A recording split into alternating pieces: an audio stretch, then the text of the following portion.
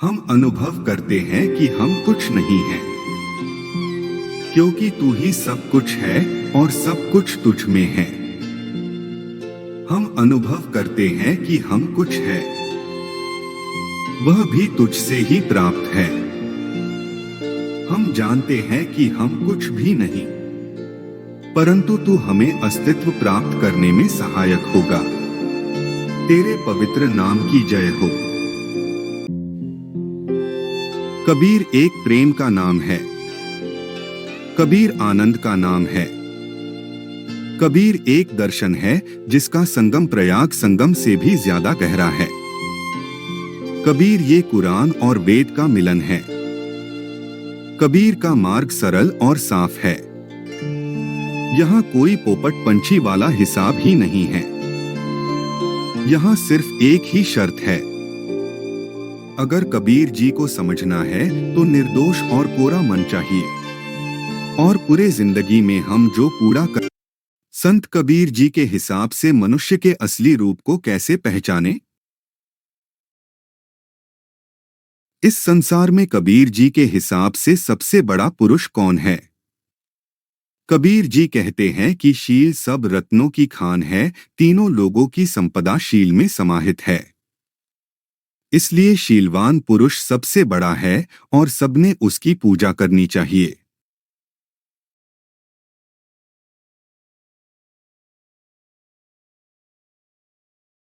इस संसार के बारे में कबीर जी का क्या मत है? कबीर जी कहते हैं कि इस संसार के लोग बावले हैं। आंखें हैं पर उनको नजर नहीं आ रहा। कान है लेकिन शब्द सुनाई नहीं दे रहा।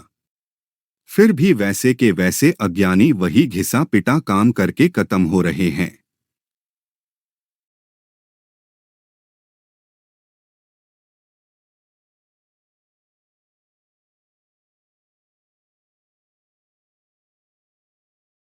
ऐसे कौन कौन है जो 100 बार बिखरने के बाद भी जुड़ जाते हैं? कबीर जी कहते हैं कि सोना, साधु और सज्जन 100 बार बिखरने के बाद भी जुड़ जाते हैं, लेकिन दुर्जन एक बार भी टूटकर बिखर गया तो लाख उपाय करने के बाद भी जुड़ता नहीं।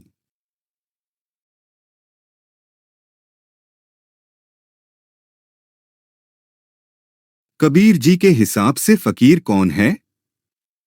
जो केवल पेट भरने के लिए भोजन ले और शरीर ढकने के लिए वस्त्र ले और किसी वस्तु का संग्रह न करे, वो असली फकीर है।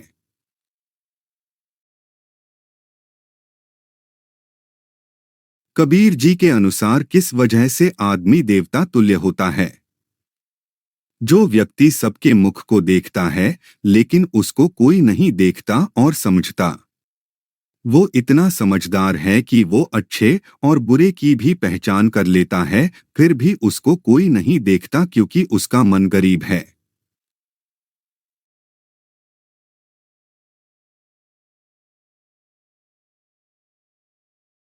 कबीर जी के अनुसार संसार में सबसे घटिया मनुष्य कौन है? जो पुरुष सदा विषय वासना में लिप्त है और सत्य वचन का मजाक उड़ाता है, वो सबसे घटिया है। जैसे खाली पालना हिलाती हुई बांझ स्त्री हर्षित होती है, लेकिन अंदर से वो स्त्री आहत है।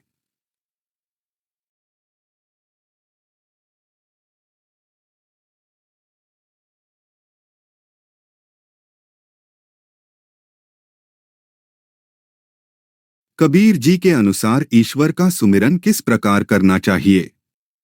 जैसे पतंगा दीपक से इतना प्रेम करता है कि वो उसकी लौ पर गिरकर जान दे देता है, न तो उसे जलने का भय है न मरने का।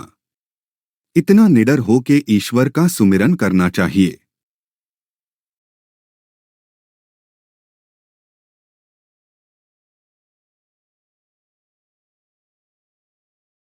कबीर जी के अनुसार संसार में असल में किस किस को पूजना चाहिए?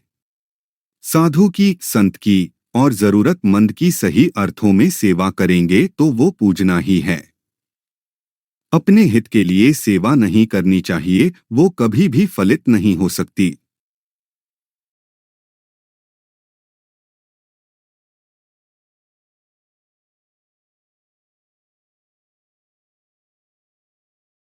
ईश्वर मनुष्य से क्या करवाता है? शरीर में रहने वाला जीव ये मदारी के बंदर जैसा है। मदारी खेल खत्म होने के बाद बंदर को लेके चले जाता है, वैसे ही ईश्वर मनुष्य को इस संसार में खेल दिखाने के लिए भेजता है और खत्म होने के बाद अपने पास बुला लेता है।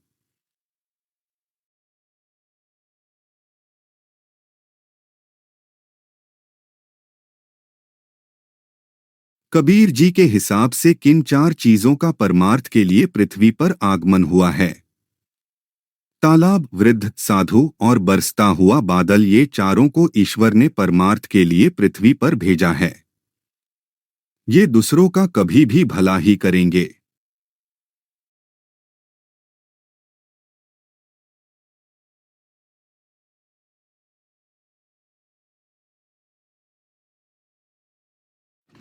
इस संसार में सबसे बड़ा ठग कौन है?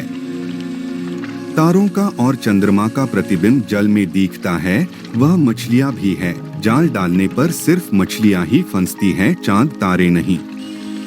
वैसे ही साधु सन्यासी माया के मोहपाश में कभी नहीं फंसते। मोह माया ही इस संसार की सबसे बड़ी ठग है।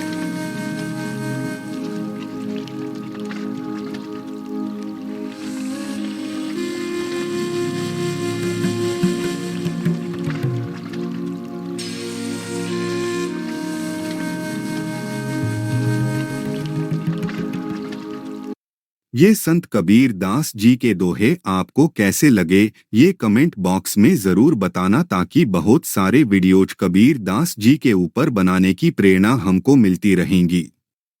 कृपया चैनल को सब्सक्राइब करके नोटिफिकेशन के लिए बेल आइकन प्रेस करें। धन्यवाद।